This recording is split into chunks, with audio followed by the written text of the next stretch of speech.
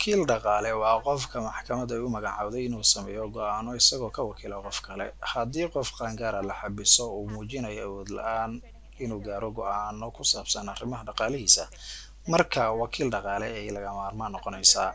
Wakiilka dhaqaale wuxuu noqon karaa qof kasta oo ay magacaawday maxkamadda oo diyaar iyo awood u leh inuu buuxiyo doorkaas.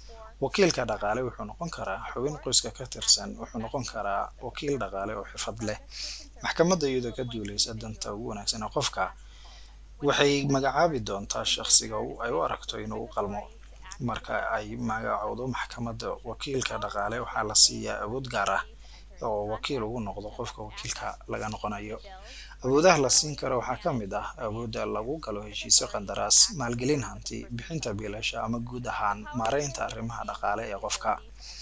Awoodaha wakiilka dhaqaale waxay ku xadidan yihiin waxay maxkamaddu amarto, waxayna ku tiirsanaan doonaan baahiyaha shaqsiga. Hanaanka wakiilnimada dhaqaale wuxuu noqon karaa mid adag.